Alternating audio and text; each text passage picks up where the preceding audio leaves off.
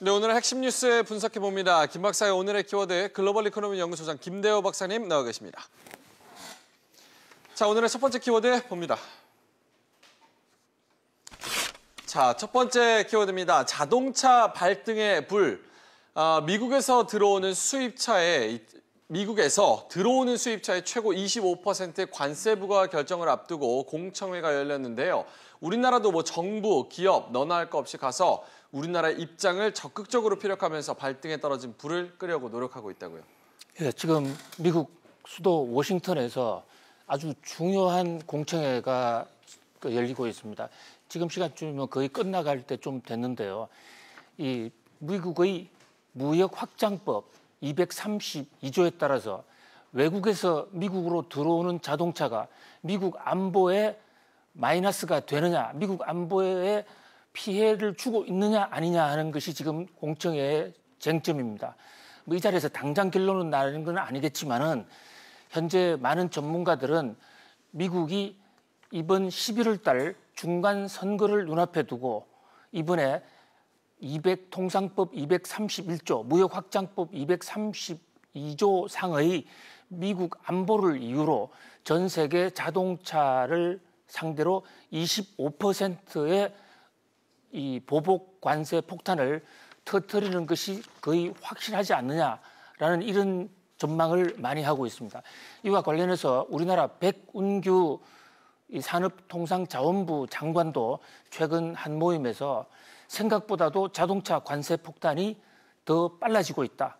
이른바 발등의 불로 지금 다가오고 있다는 것이죠. 예. 이 자동차, 우리나라는 자동차가 이 전략 주력 산업입니다. 우리나라 전체 수출에서 차지하는 비중이 11.5%, 약간 5위 정도 되는 것이죠. 예. 최상위인 반도체를 뺀다고 그러면 석유화학이 어차피 수입 수출이 똑같은 많은 물량을 차지하고 있기 때문에 순수출 효과 면에서는 반도체 다음이다 해도 과언이 아닌데요. 만약에 지금 반도체 경기가 지금 호황이지만은 이것이 빠진다고 그러면 여기에 자동차 관세 폭탄까지 연이어 터질 경우에는 문자 그대로 우리 경제에 큰 재앙으로 닥칠 그런 가능성이 있습니다. 사실 이 자동차는 최근 들어서 우리가 전기차 또는 하이브리드카 이런 기술 개발을 좀 제대로 못한 데다가 또 중국의 사드 보복 이런 거로 해서 많은 수익이 많이 떨어진 상태예요. 거기다가 지금 인건비는 높고 노사 분규는 계속되고 있는 그런 상황이죠. 거기다가 경영진에서는 삼성동에 현대차 빌딩 부지 사는 데만 지금 10조 이상을 투자하고 기술 개발에 등한히 해왔죠. 그런 와중에 관세 폭탄까지 맞게 된다면 그야말로 큰 우리 경제에 큰 부담으로 작용하지 않을까 싶습니다. 지금 현재 우리 대표단이 워싱턴에 가서 어떻게 한국산 자동차가 미국 안보에 위협이 될 수 있단 말인가 하고 강력하게 항변을 하고 있습니다만은 지난번 철강 사례로 놓고 봤을 때 우리만 꼭 빠지라는 지금 보장이 없는 그런 상태예요. 더더군다나 우리는 지금 한미 FTA를 하면서 자동차 때문에 다른 것을 많이 양보해 놓고 있습니다. 그런데 자동차 관세 폭탄을 만든다고 그러면 한미 FTA 하는 게 오히려 지금 엄청난 손해가 되는 그런 상황이거든요. 그런 면에서 우리나라 통상 전략도 전반적으로 재검토해야 될 그야말로 자동차 폭풍의 눈이 한 발짝 다가오고 있습니다. 예, 이 공청회 내일까지 진행이 되는데 우리 경제의 수출 딱 한 축을 담당하고 있는 자동차 잘 방어했으면 하는 바람이 있습니다. 자, 오늘의 두 번째 키워드입니다. 보시죠. 자, 두 번째 키워드는 자영업자의 반란입니다. 문재인 대통령의 지지율이 취임 이후에 가장 큰 폭으로 떨어졌습니다. 그래서 직군별로 좀 살펴보니까 최저임금 인상에 직격탄을 맞고 있는 자영업자들 쪽에서 낙폭이 가장 컸습니다. 네, 문재인 대통령의 지지율이 한 주 사이에 6.1%포인트가 떨어졌습니다. 엄청나게 떨어진 거예요. 취임 이후에 이렇게 한 주 만에 이렇게 큰 폭으로 떨어진 것은 이번이 처음입니다. 그래서 전체 지지율이 지금 60%를 조금 넘기고 있는데요. 물론 이 60%란 지지율은 집권 2년차의 2년차 증후군, 2년차 신드롬을 생각하거나 또는 집권 2년차의 다른 대통령의 이 당시 이맘때쯤의 지지율을 생각하면 여전히 상당히 높은 거예요.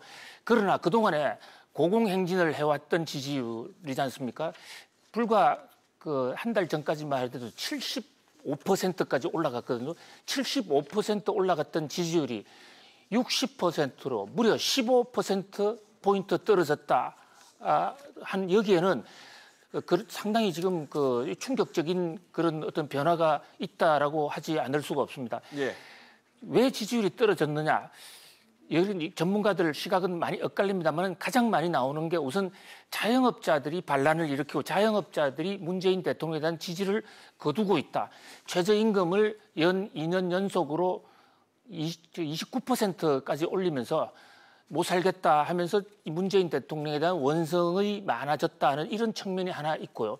또 한편에서는 민노총 같은 경우에는 이 최저임금을 하면서 최저임금 산입 범위에 이른바 후생복립이라는 퇴직금 같은 것을 은근슬쩍 집어넣는 바람에 무늬만 최저임금 인상을 했고 실제로는 최저임금을 줄이려고 하는 것이 아니냐는 이런 오해까지 받고 한쪽에서는 최저임금을 많이 안 올려서 불만이다. 아무튼 이 최저임금을 둘러싸고 지금 설전이 계속되고 있고요. 또 하나는 이 북한 문제. 문재인 대통령의 고공 지지율 속에는 북미 협상이 잘 되는 것, 남북 간의 긴장이 완화되고 평화체제로 가는 것에 대한 기대가 상당히 높았는데요. 그런 면에서 최근에 지금 싱가포르 북미 정상회담 이후에 진전되는 것이 하나도 없습니다. 네. 여기에 대한 이런 실망감이나 조급증이 좀 나오는 것 같고요. 그러나 경제학자 한 사람으로 볼 때는 가장 큰 문제는 일자리를 비롯한 여러 가지 경제 정책이 반토막난 경제 목표, 투자율이라든지 여러 가지 생산, 판매 이런 각종 경제 지표가 반토막이 난 것에 대한 실망감 이런 것들이 좀 작용하지 않았을까 싶습니다. 사실 지지율이라는 것은 지나가는 바람과 같은 것이다라는 그런 얘기도 있어요. 예. 언제 올라갔다 언제 떨어질지도 모르기 때문에 일비할 필요는 없습니다만은 그동안에 높은 고공 지지율을 대상으로 좀 정책을 좀 국민적 의사와 달리 다른 방향으로 혹시 밀어붙인 측면은 없는가라고 한번 반성해 볼 필요가 있을 것 같고요. 또 지금의 높은 지지율도 야당의 지리멸렬한 한국당 야당에 의한 반사적 효과에 의해서 오는 것이라면 이 또한 지지율이 언제 어느 때처럼 신기루처럼 사라져 버릴 수도 있다고 생각하지 않을 수 없습니다. 김영삼 대통령 시절에 엄청나게 높은 지지율을 진행을 하다가 IMF 경제위기 한 방으로 3%, 4%의 최악의 지지율로 떨어진 사례도 있습니다. 역시 문제는 바보야 경제야 이런 클린턴 대통령의 지적대로 경제 문제에 대해서 보다 더 큰 관심을 기울여 주시기 바랍니다. 예, 문재인 대통령의 국정 수행 지지율이 5주 연쇄 하락세를 보이고 있습니다. 자, 세 번째 키워드입니다. 보시죠. 자, 오늘의 세 번째 키워드 시진핑 마지막 카드입니다. 중국 위안화가 지난 한 달 동안 주요 통화 가운데 가장 큰 폭으로 약세를 기록했습니다. 주로 자국 통화 가치가 떨어지면 수출에서 환차익 흑자가 나오는데요. 이걸 시진핑이 꺼내든 마지막 무역 전쟁의 카드 이렇게 볼 수가 있을까요? 예, 어저께도 중국 위안화가 아주 큰 폭으로 떨어졌습니다. 위안화 가치가 떨어졌어요. 1년 만에 지금 최저 수준인데 이와 관련해서 국제경제 전문가들 일각에서는 중국이 의도적으로 위안화 가치를 떨어뜨리고 있다. 또 이것이 시진핑 중국 국가주석의 미중 무역 전쟁과 관련한 아주 중대한 마지막 카드일 것이다라는 이런 분석이 나오고 있습니다. 예. 어저께 커들로라는 사람이 있어요. 이 백악관에 NEC 국가경제위원회의 이 위원장인데요. 예.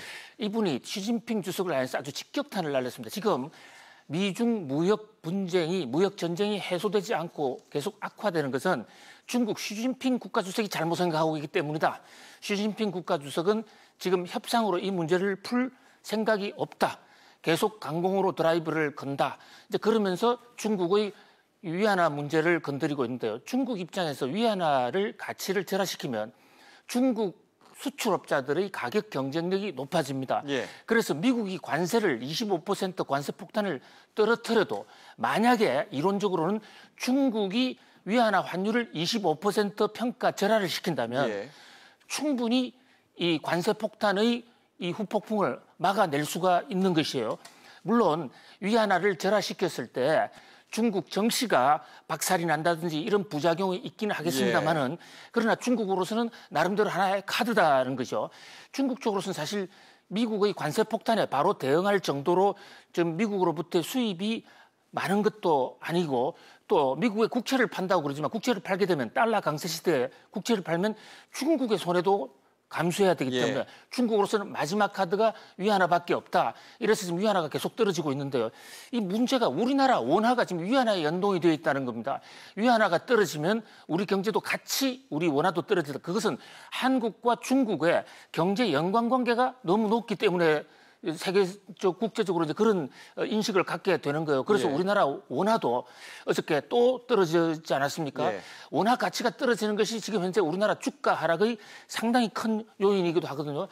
빨리 우리가 중국 경제에 대한 의존도를 낮춰야 되겠고요. 또 국제 금융시장에서도 한국과 위안화는 다르게 간다는 것을 좀 보여줄 수 있어야 되겠습니다. 그런 면에서 우리 외환 당국이 시장에 좀 개입해서라도 위안화와 원화의 다른 방향으로 해서의 어떤 진행을 좀 연출할 필요가 있지 않느냐는 그런 권고가 있습니다. 네, 자 오늘의 네 번째 키워드 가보도록 하겠습니다. 보시죠. 자 오늘의 네 번째 키워드입니다. 아파트 10억 클럽. 10억 클럽 아파트란 이 실거래가가 10억 원을 웃도는 아파트 단지를 일컫는데요. 이제는 서울 강북에서도 10억 아파트가 잇따라 등장을 하고 있습니다. 박사님, 저 같은 사회초년생, 젊은 사람들은 집 사기가 더 어려워졌어요. 그러게요. 그래서 결혼을 안 하시고 지금 계시고 있지 않습니까? 그래서 우리나라 경제난에 지금 큰 사회 구조 문제인데 지금 부동산 가격이 올라가는 것을 걱정하는 이유가 바로 그런 점에 있습니다. 그런데 강북에서도 강남이 아니라 강북에서도 부동산 한 채에 웬만한 거 한 채에 10억이 됐다라는 이런 충격적인 소식이에요. 10억 하면 영어로 빌리언입니다. 빌리언 에어 하면 억만장자, 수십억만 장자를 얘기하는 건데요. 가장 최상의 부자가 현재까지는 빌리언 에어란 말입니다. 그런 관점에서 억만장자가 아니면 서울에서 아파트를 살 수가 없다. 라는 것은 상당히 좀 충격적인 뉴스예요. 그동안에는 서울의 강남 지역에는 이 10억 클럽에 들어간 아파트들이 많이 있었습니다. 그런데 강남을 죄다 보니까 풍선 효과가 생겨서인지 이제는 강북에도 10억 아파트들이 흔치 않게 지금 나오고 있어요. 요즘 강북에서는 이른바 마용성 시대라는 얘기가 있습니다. 마용성이요? 마포, 용산, 성동구 이 지역의 아파트들이 지금 특히 가파르게 올라가고 있는데요. 경복궁 자이 같은 이런 아파트 59제곱미터짜리 그 조그마한 아파트가 10억이 돌파해 버렸습니다. 또 지금 현재 이 서울 시내 아파트 가격도 15주 만에 상승세로 돌아섰어요. 그동안 올 4월 달에 양도세 중과가 있지 않습니까? 양도세를 크게 올리면서 특히 2주택자 이상의 양도세를 올리면서 부동산 가격이 하향 행진을 했는데 15주 만에 이 하향 행진을 끊고 고공 행진으로 돌아섰다는 거거든요. 지금 이런 7월 달 삼복 염천에 부동산 가격이 올라간다는 건 상당히 이례적인 현상입니다. 풍선 효과도 생기고 특히 지방 아파트와 서울 아파트의 가격 차가 크고 똘똘한 한 채 아파트는 지금 계속 올라가는 것 같습니다. 정부 부동산 정책의 역작용이 이 여름에 곳곳에서 터져나오고 있는 그런 모양새입니다. 강북권에서도 실거래가가 10억 원을 웃도는 10억 클럽 아파트가 계속 등장을 하고 있습니다. 자, 오늘의 마지막 키워드입니다. 보시죠. 자, 마지막 키워드는 최종구의 반성입니다. 금융위원장 취임 1년을 맞은 최종구 위원장이 재벌 개혁이 미흡했다 이런 지적을 수용하면서 개선 의지를 밝혔습니다. 최종구 금융위원장이 취임 1년이 됐습니다. 참 말도 많고 사연도 많았던 그런 정권 교체기 과정에서 여러 가지로 금융 위기 없이 아주 원만하게 사태를 해결하고 정착을 시켰다 이런 평가를 받고 있는데요. 다만 어저께 기자회견에서 기자들이 재벌 개혁 하나는 미진했다 이런 비판적인 지적을 많이 쏟아댔어요. 여기에 대해서 최종구 위원장도 재벌 개혁이 미흡했던 것만은 인정한다라는 그런 분위기였다고 그래요.